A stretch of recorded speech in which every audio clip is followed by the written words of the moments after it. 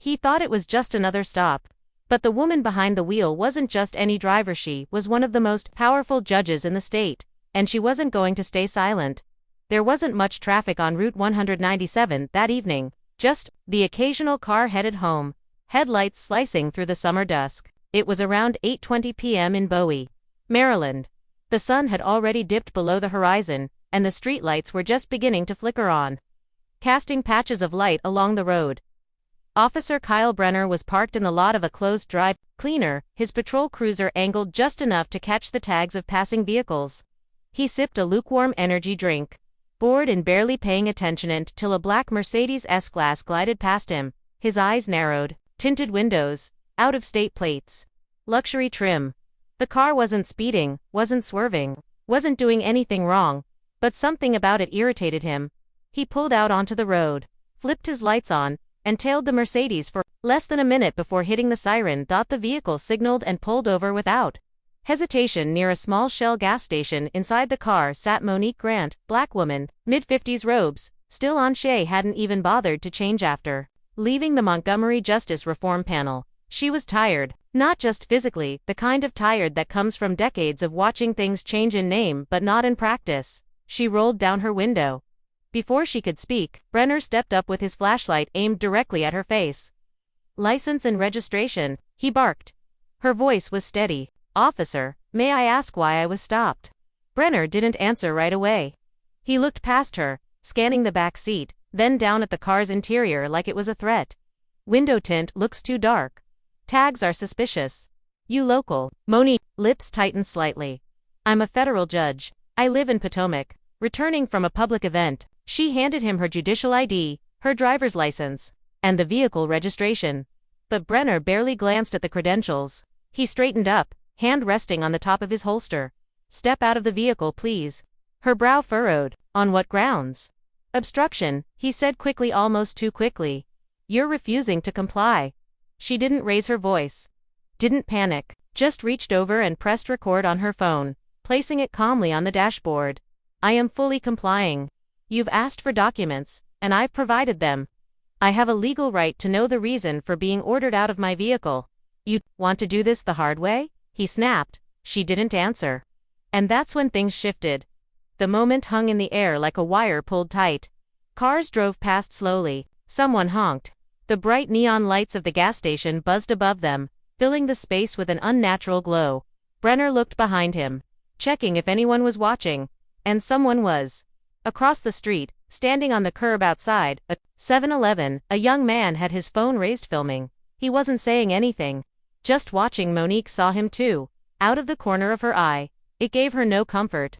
Not yet, because she knew how fast these situations could spiral. Brenner's voice rose again. "Step out now, or I'll open the door myself." "That would be an illegal search," she replied, her voice firm now. "And you know it." He reached for the door handle anyway, but the moment his hand touched the chrome, everything started to shift in a way he didn't expect. Brenner's fingers curled around the handle. The threat clear, even if the justification wasn't. He wasn't expecting. What came next? "Officer," Monique said, calm, but louder. "Now I'm warning you. I'm recording this interaction, and you are violating protocol. You do not have legal grounds to open this vehicle." He hesitated. Not because he was unsure, but because something in her voice gave him pause. Not fear, not weakness, but command. It unsettled him in a way he couldn't name. Still, his pride barked louder than his reason. "I told you to step out," he repeated, voice sharp. "You're escalating this." "I'm following the law," she said. "You are not." And that's when he did it. He tugged the handle, but the door was locked. He slapped his open palm against the glass in frustration. "Unlock the door, ma'am." "No." The word was like a stone dropped in a still lake. No anger, no tremble, just final. Continues. The text is very long and would take extensive formatting beyond this point. If you want me to continue punctuating the rest of the story line by line as I've done above, I absolutely can just say, continue. And I'll pick up right where I left off, but where her team was already waiting. Captain Avery, Sergeant Harlan, the city's PR consultant, and 2 lieutenants sat around the long table. A whiteboard listed key times. Incident: 8:22 p.m. backup, 8:28 p.m. viral upload, 10 o'clock a.m. CNN pickup, 8:15 someone had scribbled a note beneath it. Governor's rep requested a sit-down. Chief Mather set her coffee down and scanned the room. "Let's talk about damage control," she said. The PR consultant, a woman named Jenna, clicked on a PowerPoint that none of them had the stomach for. "I advise we don't name the officer yet officially, but we do confirm he's on leave and under investigation. We acknowledge the seriousness of the footage and assure the public there will be full accountability. No emotional language. Stick to facts." Captain Avery leaned back in her chair. "Facts? Like a judge being harassed by one of our own." Jenna blinked. "Facts we can confirm without legal exposure." Matthews rubbed her forehead. "What about the footage?" "It's public now," Harlan said. "There's nothing we can do to walk it back." Matthews turned to Avery. "Internal Affairs update. They're going through Brenner's past stops, reviewing the tapes, looking for patterns. They'll find them," Harlan muttered. No one disagreed. Meanwhile, across town, Monique was sitting in the back of a black SUV, being driven to a private meeting with the mayor. She wasn't in robes today, just a navy blue blouse and blazer. Still formal, still composed. But the edge in her posture said this wasn't a conversation. It was a demand for answers. Mayor Howard Langston met her at the side entrance of City Hall. No press allowed. He was polite, over-apologetic, and clearly afraid of being tied to the fallout. "Judge Grant," he said, guiding her into a side office. "Thank you for agreeing to meet." "I didn't agree," she said, placing her bag on the table. "Your office asked. I showed up." Langston swallowed that and moved on. "Let me begin by saying how deeply sorry I am that this happened. It's unacceptable, and it's being taken very seriously." She said nothing. "We want to assure the public that this department stands for justice and transparency. I know that might not mean much right now, but we're working on it." "You have a chance to show it means something," she replied. "Start by firing him." Langston hesitated. "There are procedures. I've heard that word too many times already. It's a crutch. You don't need more procedures. You need courage." He sat back. "Judge Grant, this is a political situation. You know how these things work. Don't talk to me like I'm running for office," she said, voice calm but slicing. "Talk to me like someone who nearly got pulled out of her car on camera despite showing every credential the state gave her to prove she belonged." He was quiet for a long time. Finally, he said, "We'll take action. We have to." Across the street from City Hall, a group of high school students had gathered with handmade signs. "Respect isn't a title. Judge Grant is everyone. If she's not safe, who is?" The protest had no formal organizer, just a chain of reposts and hashtags that told people where to be. Local activists were already coordinating for a larger event on the weekend. National groups had started calling. Back at the precinct, Brenner sat alone in the admin wing, scrolling his phone. He hadn't left the house in 2 days. His face was plastered across social media. He'd been doxed address, old high school photos, everything. And though his union rep was trying to calm him down, telling him it would blow over, Brenner wasn't convinced. Not this time. His mistake hadn't just been caught, it had been magnified. 4 million views in less than 48 hours. Thousands of comments. Most damning of all, the silence from leadership. He stood up, walked to the mirror in the hallway, and stared at himself. For the first time in years, he looked uncertain, smaller. But while he wondered if his career could survive this, the rest of the city was wondering how many like him were still in uniform, just waiting for the next stop. 2 days after the footage went viral, Judge Monique Grant stood behind a podium set up just outside the U.S. District Courthouse in Greenbelt. There were no American flags, no backdrops, no pre-approved list of questions, just microphones, about a dozen of them, and a long row of cameras pointed directly at her. She hadn't planned to speak, but silence felt like betrayal to the students, holding signs in the heat. To the grandmother who'd written her a letter about her grandson being pulled over on his way to prom.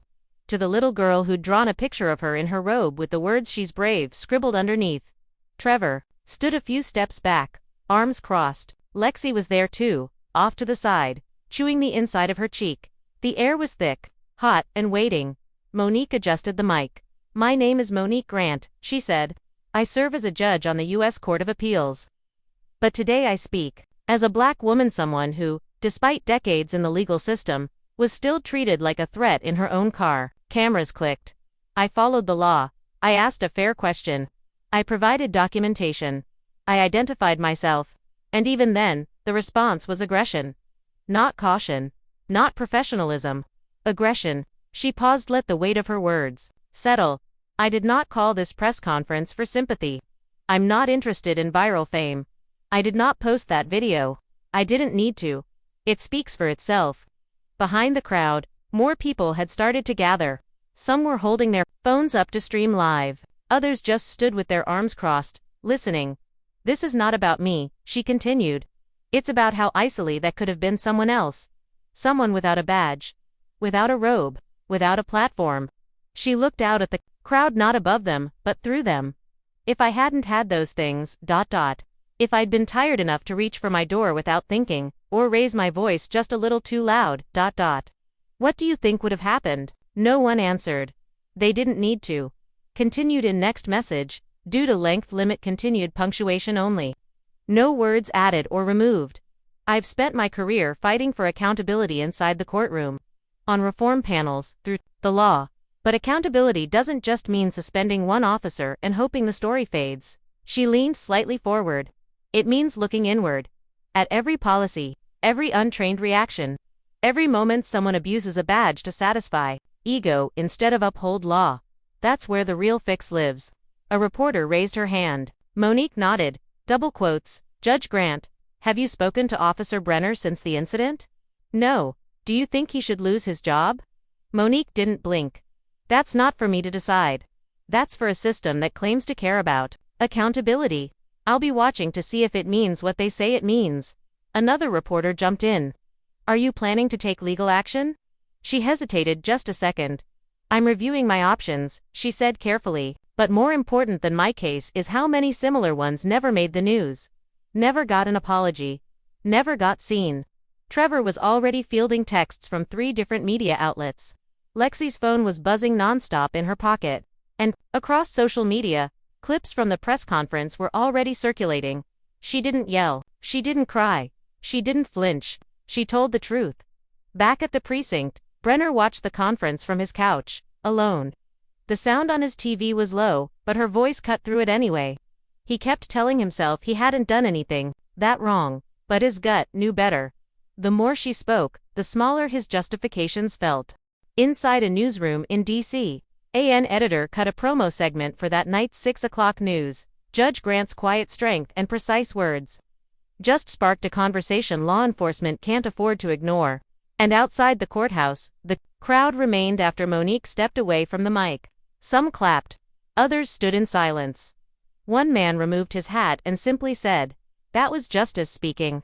But while her voice echoed through the city, the real question was, how many would actually listen and how many would wait for the noise to die down before doing nothing at all? The official inquiry into Officer Kyle Brenner's conduct began less than 48 hours after Monique Grant's press conference, but the wheels behind it had been turning since the footage went public. Internally, the department called it a routine misconduct investigation. Externally, everyone knew it was a response to public pressure. The first hearing was held in a conference room at the county's Civilian Review Board office in Lanham, a folding table, rows of seats, a long nameplate that read, Internal Affairs, Oversight Committee, Use of Force and Conduct Inquiry. No cameras were allowed, but that didn't stop the press from waiting outside. Monique didn't attend the first session. She didn't need to. Her video testimony had already been submitted in writing and signed under oath.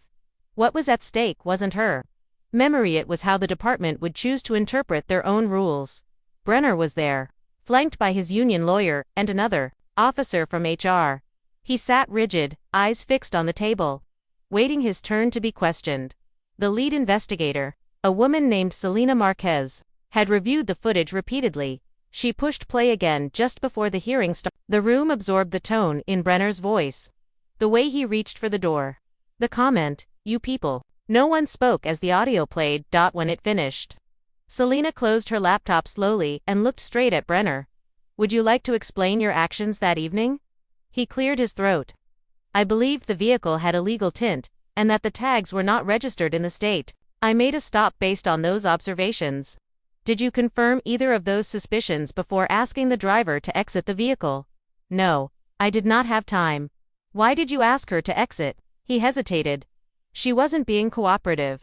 "By not exiting?" "Yes." Selena kept her voice even. "Did she present identification?" "She did." Did you verify it? I glanced at it, but did she identify herself as a federal judge? Yes, but Selena held up a hand. Officer Brenner, do you understand how your decision to physically reach for her door after confirming her identity violated protocol? His lawyer jumped in. That's an interpretation of policy. We dispute that the officer acted in violation of any department rules. Selena cut him off. We're not in court, counselor. We're here to determine whether a badge was misused, and the footage suggests it was. Outside, a crowd had gathered, students, retirees, even a few local business owners who had seen Monique's press conference and wanted answers. A woman named Valerie Grant, not related to Monique, stood at the front holding a small sign, "We're watching this time." Reporters mingled, hoping for a quote, but most of the crowd wasn't there to be seen. They were there because they'd seen too much already. Back inside, the panel asked Brenner about his previous reprimands, 2 in the last 18 months, 1 for aggressive behavior during a traffic stop, 1 for failure to de-escalate during a domestic dispute call. Neither resulted in suspension. Both were resolved internally. Selena took a breath. Officer Brenner, do you believe your response would have been the same if the driver were a white male judge in the same vehicle? He didn't answer right away, just stared at the wood grain in front of him. I don't know, he finally said. That's not good enough. The session ended with a short recess. The panel would reconvene in 2 days to determine if a recommendation for termination would be submitted to the chief. At her home, Monique received the update via email. She read it twice, not because it surprised her, but because of how quickly the system shifted when a spotlight was turned on. She thought of all the people who'd been in her shoes, minus the robe, minus the camera, minus the leverage. How many were dismissed without evidence, without a bystander, without a mic to pick up the insult? Lexi came into the room, holding her phone. Mom, did you see what happened outside the hearing? No, what? They brought donuts to the crowd from that bakery on Racetrack Road. Monique blinked. Donuts. It was a peace gesture from a few officers to the people standing out there. She exhaled. At least someone's listening. But listening once doesn't fix history. And accountability isn't measured in words or sweet gestures. It's measured in what comes after.